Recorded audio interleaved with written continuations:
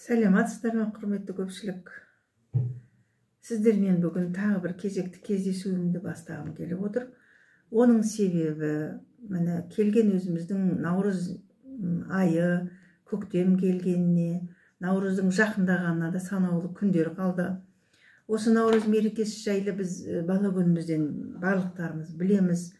Бірақ наурыз жақсы тойланып, наурыз көже пісіріп, неше түрлі наурыз бата, наурыз нама деген тойлардың барын біледі екенбіз. Бірақ кейбір салт дәстүрлеріне тоқталып өткім келіп отыр.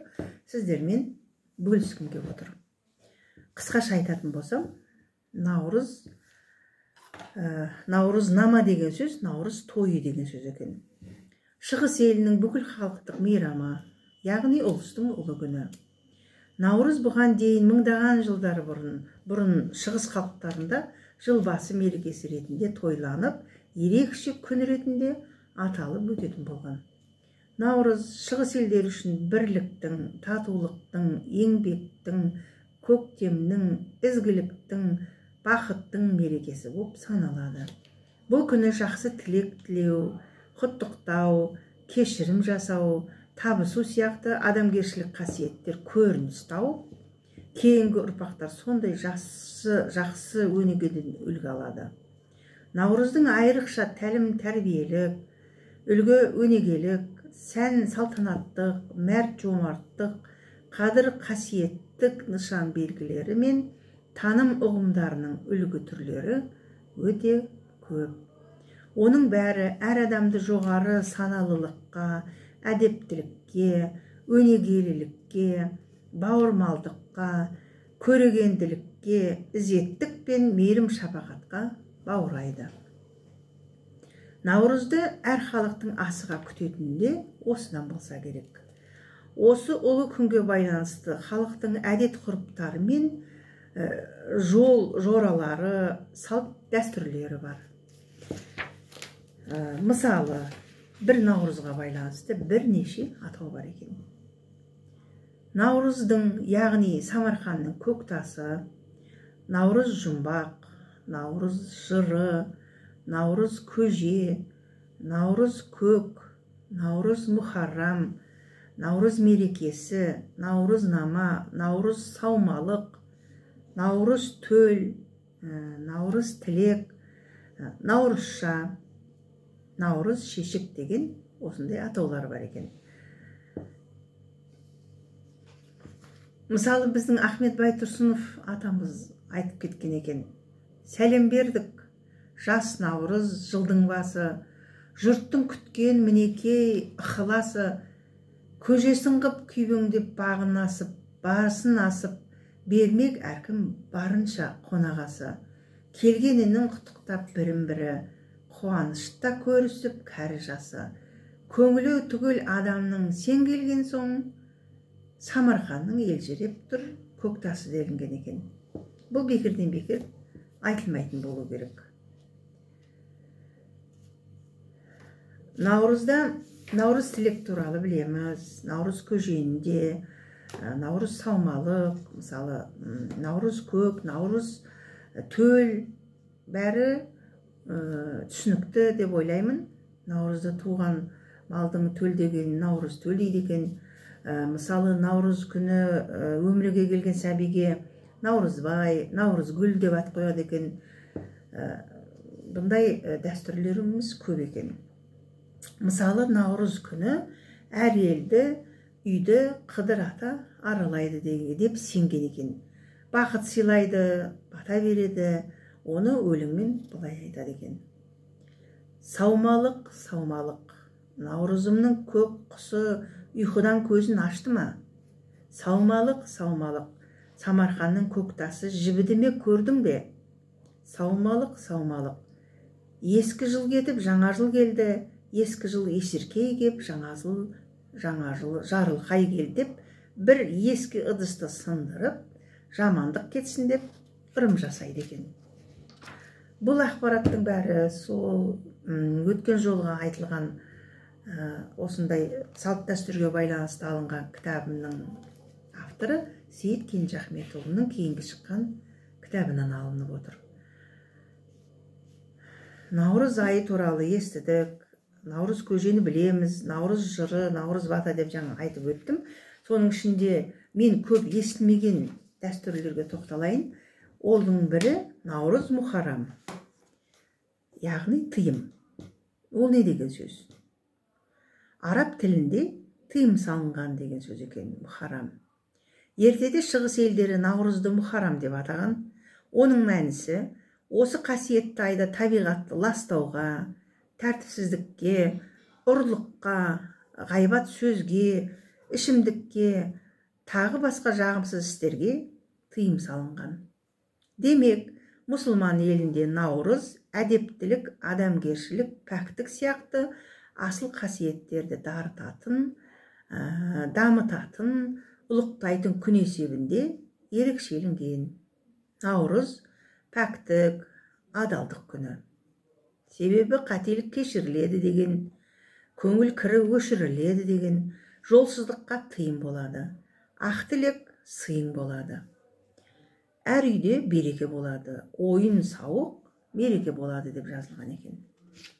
Міне бұл наурыз мұхарам жайлы. Енді Самарқанның көк тасы жайлы. Бұл да бір наурыз күніне байланыстырылып айтылған сөз. Оның бірнеше мәні бар. Бірінші, аңызда әйгілі астроном Ұлықбек, тоқтала кететін болсақ, 1394 және 1449 жылдары өмір сүрген кісі. Ұлықбектің обсерваториясындағы көк тасқа дәл 22 наурыз күні күн сәулесі түсетін болған. Сол сәуледен түскен жылу тасты жібітеді мыс. Екінші, бұл күні әр адам қателігі болса кешірім сұрауға және оны кешірім беруге тиіс. Кешірмесе, бұл күні Самарқанның көк тасы да жібейді. Сен тастан қаттысың ба деп тоқтатады екен. Сол сияқты бұл күннің әлемге жылулық әкелетін сәтін де бейнелеп айтқан екен. Келгенінше құттықтап бірін-бірі, қуанышта көрісіп кәрі жасы, көңілі түскен адамның сен келген соң Самарқанның елжіреп түскен тасы деген Ахмет Байтұрсыновтың атаңыздың сөзі тағы да келтіріледі.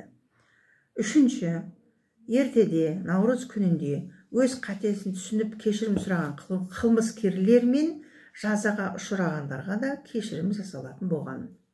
Осыдан әз наурыздың қасиеті мен шапағаты ізгілік пен жақсылыққа бастайтын ерекше күн екенін аңғаруға болады делінген. Міне қандай әдемі, ұлтымыздың салт дәстүріне лайықты дәстүрлер. Тағы да бір айта кететін жайт, мысалы, наурыздың жөн жосықтары мен әдет ғұрыптары да болады екен. Бұл күні жұмыс істемейді, сауда жасалмайды. Көшіп қонбайды, сапарға шықпайды деген жөн әдет ғұрыптар бар екен. Шаш тырнақ алмайды, кір жумайды. Ақсақалдар мен әжелерге, ата-аналарына барып сәлем береді, құттықтайды, сый ұсынады, бел көтерер апарады, батасын алады екен. Әр адам алған қарызын осы күнге дейін қайтаруға тырысады екен. Жаңа немесе таза киім киеді, кездескен барлық адамдарға жақсы көзбен қарайды, сәлемдеседі, жылы сөйлеседі. Үйдегі, даладағы мүліктер мен дүниелерді шаң тозаңнан арылтып, тазартып қояды. Тозығы жеткен киімдер мен ескі бүлінген заттардан арылады. Ағаш гүл отырғызады. Дәмді, тәтті, жеңсік астар әзірлейді, ішімдік ішпейді. Алыс, жақындағы туыс туған, жекжат жұраттарға, сыйласқан кісілерге құттықтау, сәлем жолдайды, сәлемдеме жібереді. Қара шаңыраққа сәлем береді, сыбаға апарады. Алдымен құдайы көршіге кіріп, құттықтайды. Үйге келген адамды қуанышты жүзбен қарсы алады, дастарханға шақырады. Таза әрі бүтін ыдыстарды пайдаланады. Тек жақсы хабарларды ғана таратады, жамандықты айтпайды ол күні. Ұлыстың ұлы күні туғандарға наурызға байланысты ат қояды. Наурыз күні туған төлді төл басы деп айтады екен. Айта берсек, наурыз туралы ақпараттар көп, жазылған өлеңдер де көп. Менің байланыстырып наурызға деген бірнеше мақалды айта кеткім келіп отыр. Себебі жердің жібіп, көктің шығып, малдың төлдеп, диқаншылардың еңбектерін бастайтын уақыт. Сол себепті сол мал, жан, диқандар жайлы бір-екі мақал айтқым келіп отыр.